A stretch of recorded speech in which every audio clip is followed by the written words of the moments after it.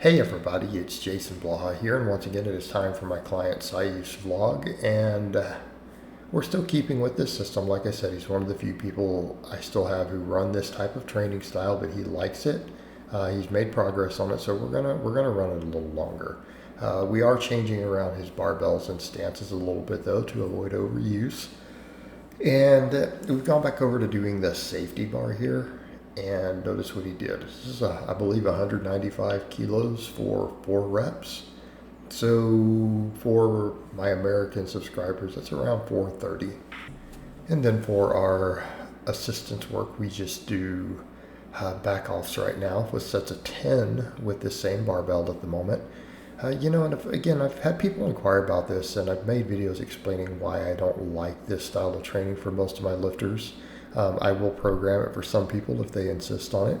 I know how to make people get gains on this type of programming, but everyone knows it's not my favorite. And I've done videos explaining why. I don't need to rehash it in these vlogs. Yet in any event, Saif just continues to excel while using it. Right? He excels while using it. And so essentially what this is using very similar to 5-3-1 programming. We do it 3 days a week with a squat, bench, and deadlift day. Okay, and when I say that I have clients who run 5-3-1 type programming, all of them who still use this programming style do what he's doing.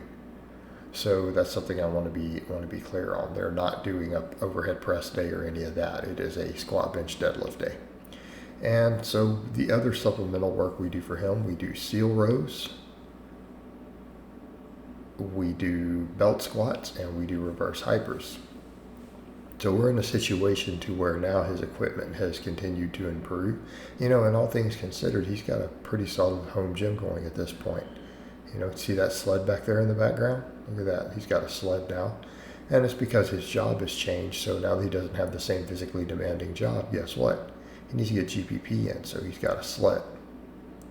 He's got a few different specialty bars coming.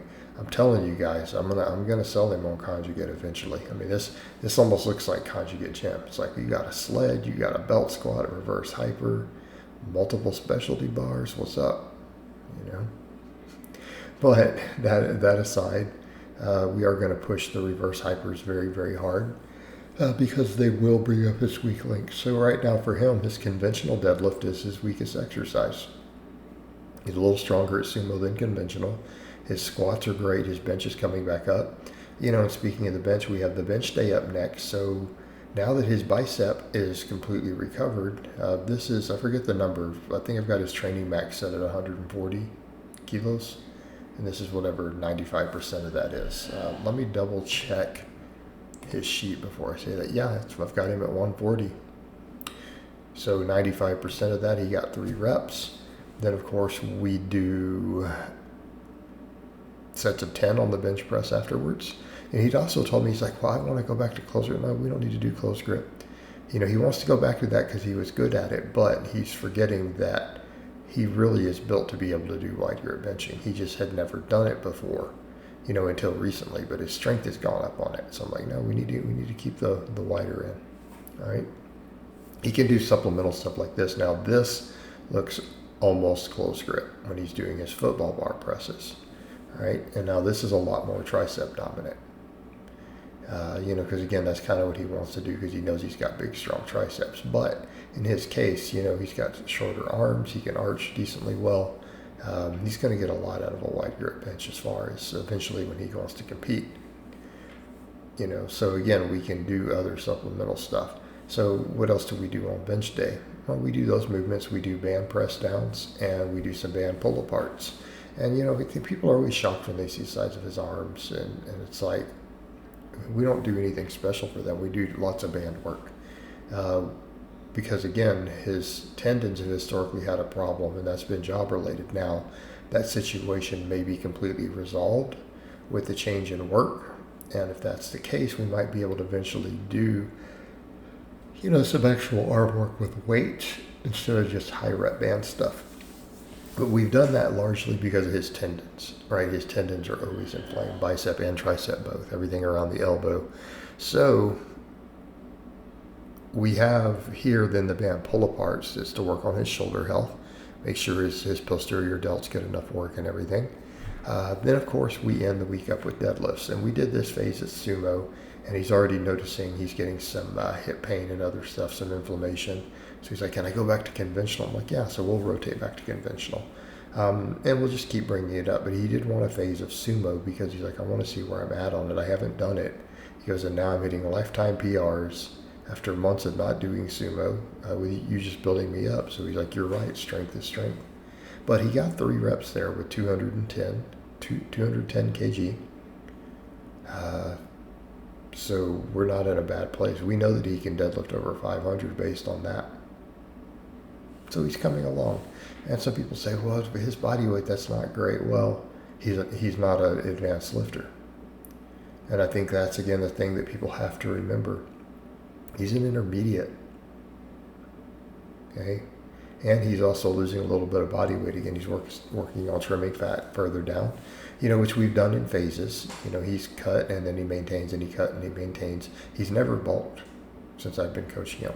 I don't know that he's bulked since he's ever started lifting. So every few months, his body fat is actually lower. Okay? So it's something people have to keep in mind when they bring that up also. Essentially, this is what happens when someone who's overweight with good genetics for building muscle with a physically demanding job starts lifting. Okay? This is what happens. He's gotten considerably leaner, considerably bigger, considerably stronger. And, we're just going to continue that trend, because he's not trying to get shredded. He wants to be at a healthy body fat. And so we just work it down slowly. And it will eventually happen.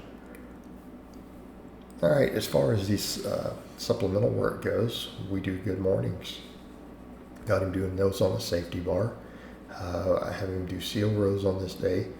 We of course, we do the curls on this day because we might as well, Because the other's a bench day, it's not really an upper body day. And since we do rows on this day and bicep tendons can be involved in the deadlift, I'm more than happy to just throw them in as a deadlift accessory movement, right? So we put them in here. And that's all he's really done for biceps and all the time I've had him as well.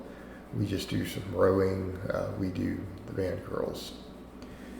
Again, trying to keep those tendons healthy because he has had large amounts of bicep tendon inflammation and bicep pain as a result of his last job, which again, we've now removed from the equation. So we do these, and then of course we finish up with reverse hypers, which you guys will see up next. So I hope it has been informative, and I will talk to you guys next time.